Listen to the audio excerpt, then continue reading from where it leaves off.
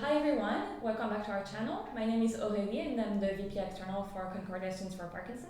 And today we're here with Professor Phillips. Thank you for being here. My pleasure. All right, so last time we mentioned that you work with experts from different fields. And so I was wondering, how do you stay up to date with the latest developments in your field, seeming that it seems to be so multidisciplinary? Yeah, to be honest, that is the biggest challenge. So there's so many, the field moves really quickly. So probably the two main ways to keep up, well, maybe three. Going to conferences, first of all. So you really hear about research um, that is being produced before it makes it out into the traditional scientific journals. So conferences are very helpful, and conferences are very helpful because you can also network with colleagues and kind of form those collaborative relationships. And of course, there's reading. So I have all sorts of journal alerts set up so all of the journals where I'm likely to see research that's relevant to me. So every week they email me their table of contents and then I review those. Although it's hard to be really disciplined about that and to carve out the time. And then the other way is by working with my graduate students. So because they are working on research projects for their dissertations and their theses, in the course of collaborating with them and helping them learn to write, it forces me to keep up with the literature as well. So they make recommendations to me about new publications, and then I call their attention to things that I've seen. So we share that. Yeah. I see. Oh, that's interesting because you teach them. That's why they're there. But at the same time, they also teach you in a way. Oh yeah, absolutely. And they are the people who are like really doing the research, right? They're the ones who are taking the data, processing it, creating.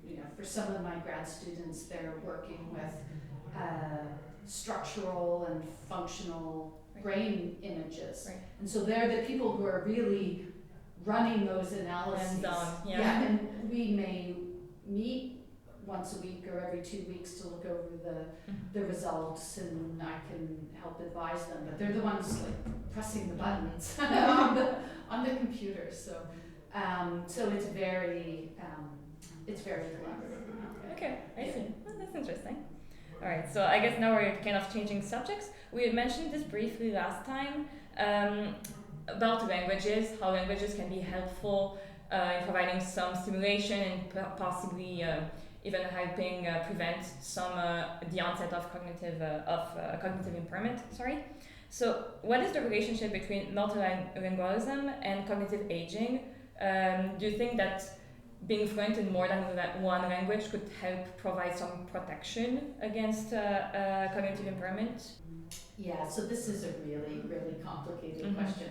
In general, the scientific literature seems to provide good evidence that if you speak more than one language, there are different pathways in the brain that you can use. There are benefits in terms of having a later onset for dementia. So there have been a few studies now that have reported that if you speak more than one language, we can talk about how many languages you need to speak, or how well do you need to speak them. But that an individual, that may result in a diagnosis about 4 or 5 years later than you might expect in someone who's monolingual. But it's a really complicated area, right? Because we haven't been very good about asking the questions of like, oh, when did you have to learn your languages? How often do you have to use them? In what contexts? How proficient do you need to be? How many languages do you really need to speak? And so those are all still open questions. Yeah. I see. This is something that we're looking at in the lab though right now. So that in that large data set that I was describing to you, the Compass ND study, one of my more senior graduate students is looking at the individuals who speak more than one language, and whether there's evidence for the functional connectivity in their brain, whether those patterns look different compared to the participants who speak only one language. Right. And so we're trying to ask, is there a different set of connectivity when you speak more than one language? Huh, that's interesting. Yeah.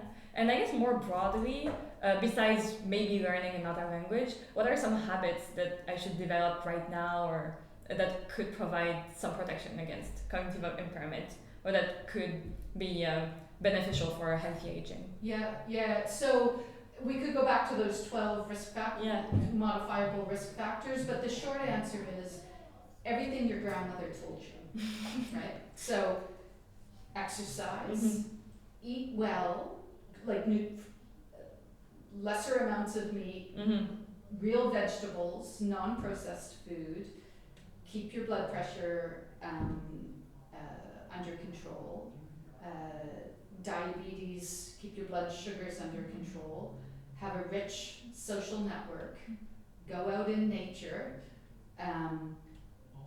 engage in stimulating cognitive activities and pursue your education, keep your weight down, avoid large amounts of alcohol and drugs, these are, what else is on there?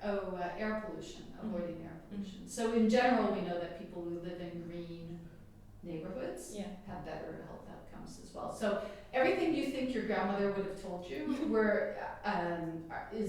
is actually good advice, and it's never too early to start that. Oh, and obviously, as I was mentioning before, managing your sensory health.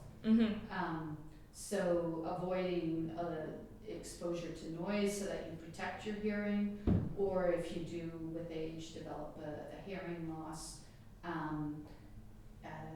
using technologies that can ensure that you still are communicating well and engaging in the kinds of activities that you really find meaningful and enjoyable. So in general, having that like an enriched life in which you're engaged. That's good to know. All right, well, thank you so much for listening, and stay tuned for more.